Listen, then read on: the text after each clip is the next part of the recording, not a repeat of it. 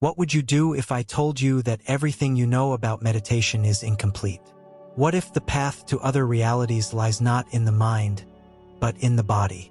And not in the entire body, but in a single bone, ancient, forgotten, and sacred. A bone that ancient cultures respected without words, and one you probably don't even feel. This video isn't just another mystical story. It's a discovery. Let's discover a powerful, forgotten practice. It's not about imagining, visualizing, or simply sitting and waiting for silence. It's about moving the body in such a way that doors open. Yes, doors, because there are movements that not only stretch muscles, but also awaken memories. The bone we'll talk about shortly was called the throne of the soul by the ancients. It sits in your spine, but it's different from the rest. It's strong and dense, like a sacred stone. And at the same time, it contains a fire that never goes out. Ancient people didn't learn this from books. They felt it in dancing, on meaningful walks, in silence under the moon, in ceremonies where the soul was not spoken but felt. In this first video, I'll guide you to the door of this knowledge.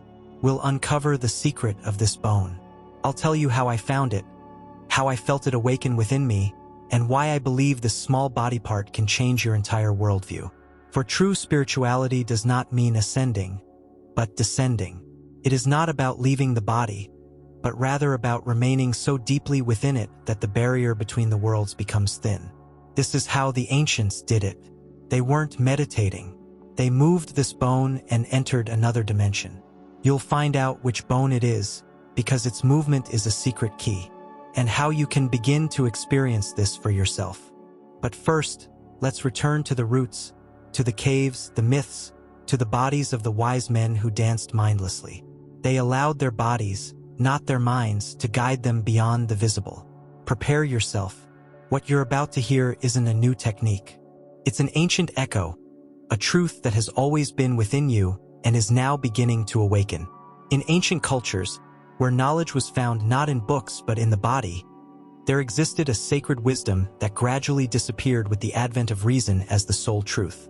It was a knowledge that used neither words nor rules, but rather the body's memory, the silent language of bones, gestures, and breath. Of all the bones in the body, one was the most sacred, the sacrum, and it's no coincidence that its name contains the word sacrum, meaning sacred.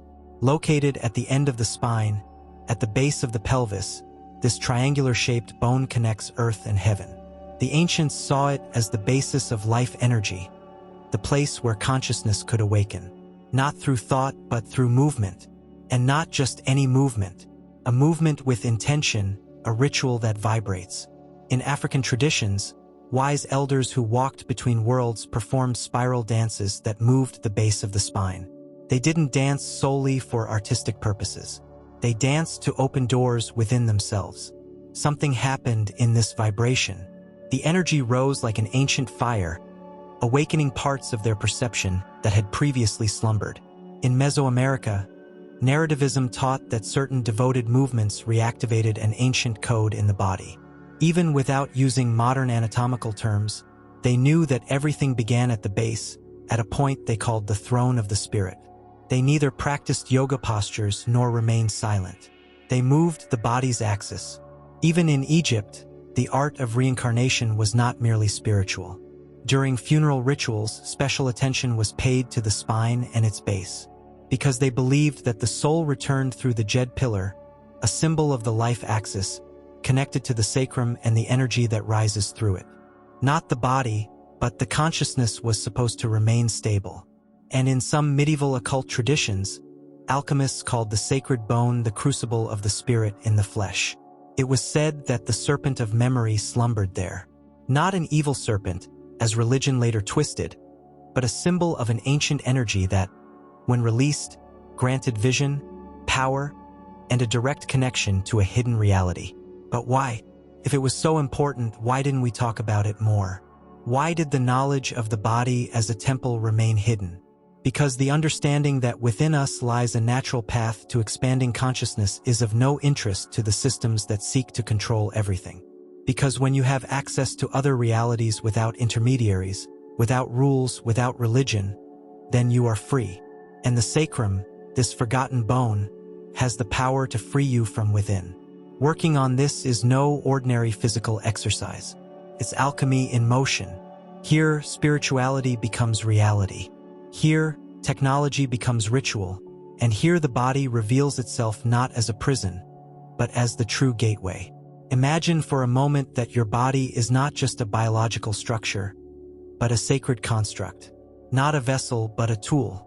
Every joint, every bone, every vibration functions like a cosmic gear. Now imagine that this building contains a forgotten command center, a place that not only activates life energy, but also the ability to cross the boundary between what we see and what we don't. This place is the sacred. Consciously moving it isn't gymnastics, it's a ritual act. Occult wisdom teaches that the sacrum is like a vibrating key. When activated, it emits a frequency that activates dormant pathways in the nervous system. It stimulates normally dormant parts of the brain and alters the perception of reality. We're not talking about fantasy here. We're talking about perceiving more. Most people live trapped in their minds. Thoughts, judgments, ideas. Some make it to the heart, but few reach the sacrum. And why? Because the upward movement of energy doesn't begin in the head. It begins at the root. The sacrum is the primal drum. Its movement sets the rhythm of an energetic music that rises up the spine, flows through the chakras, and reaches the crown of the head. But here lies the secret. Without the activation of this drum, there is no music. How do you move the sacrum? It's not a rapid swing or a rigid exercise. The movement is circular, gentle like a wave, a serpentine movement, as if she were drawing invisible spirals in the air with her hips. This was already known in ancient dance. The hip movements served not sensuality, but arousal. Every movement of the pelvis creates a pulse that acts directly on the sacrum.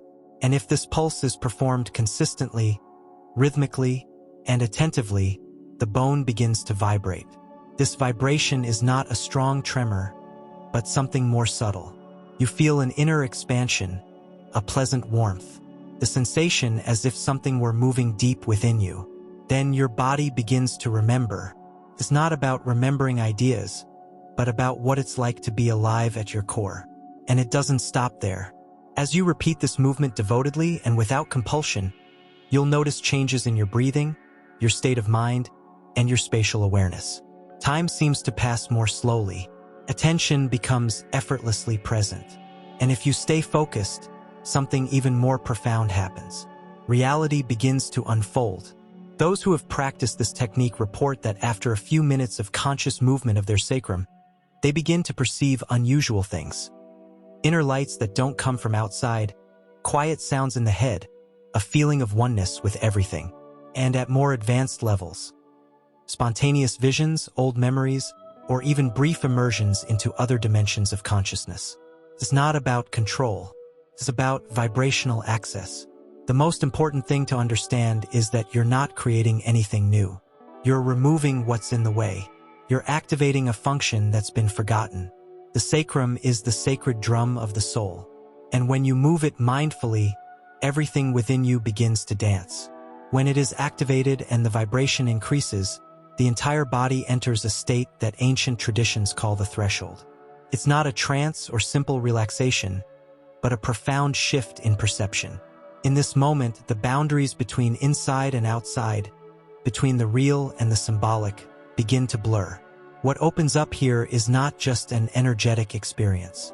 A door opens, and this door doesn't lead to the place folk religions imagine, but to a dimension that is always there, but to which we have no access in our normal state of consciousness.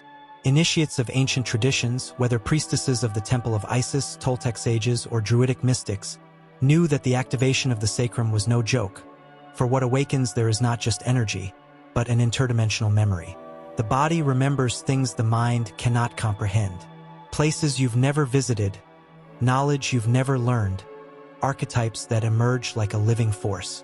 Many people report encounters with beings of light, moving symbols, living geometric forms, and even the feeling of being absorbed by a higher intelligence that doesn't speak with words, but teaches only through its presence. And in these moments, something profound happens. The identity begins to dissolve, not lost, but transformed. The ordinary self, with its name, its history, its ego, becomes tiny, like a spark before the sun, and in its place appears the eternal observer, pure consciousness. But then wisdom is needed, for touching the sacrum without preparation, without determination, can open more than one can bear. The door doesn't decide who enters, and if one has inner wounds, negative beliefs, or hidden traumas, these too can appear, not to punish one, but to confront them. That's why the ancients remained silent. Power requires care, so any activation must follow 3 basic rules. First, be grounded and emotionally grounded. You won't ascend if you're not safe. Before exploring other realities, make sure your body is a home, not a battleground. Sacral movement works best when you're in tune with your breath, your heart, and your emotional calm. Second, clear intention. The sacred responds to intention. It is not a machine. It is a living altar. Unconsciously stirring is like lighting a fire in the dark without knowing what you're looking for. Set a goal. Clarity, healing, a vision. Be honest, and the door will open with the right frequency. Third, a protective ritual. The sages knew that every door needs a doorpost. The place where one practices should be special, even if it is simple. Eliminate distractions and create an energy circle with things that have meaning for you. Stones, symbols, fire, water. This protects, strengthens, and organizes the energy you activate. This practice isn't just for spiritual seekers. It's for all who remember that the body is not a prison for the soul, but its gateway. And the sacrum, that straight and strong bone, is the hinge of this door. When moved mindfully, the soul doesn't travel, but returns. It returns to its source, its voice, its inner knowing. And you, who live within it, begin to see with more than just physical eyes and to hear the world beyond the world. When you understand that your body is not just matter, but a living temple, everything changes. What once seemed self-evident, walking, sitting, breathing, takes on a new, almost ritualistic meaning. It's no longer just about living to survive, but about living consciously and making every gesture a form of awakening.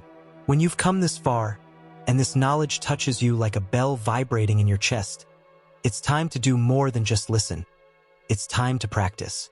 Sacred movement is not a technique reserved only for initiates in caves or isolated monks. It is a tool you can use daily if you do it with intention, respect, and regularity. I will now show you 5 practical ways to integrate this wisdom into your daily life without having to change everything, but rather transforming your life from within. First, create a sacred moment for yourself every day. It doesn't take much time. Sometimes just 7 minutes after waking up or before bed is enough. Find a quiet place. Stand or sit with your spine straight. Close your eyes and focus your attention on your sacrum. Breathe and focus on it. Then begin to make gentle, circular, undulating movements with your pelvis. Don't overthink it. Feel.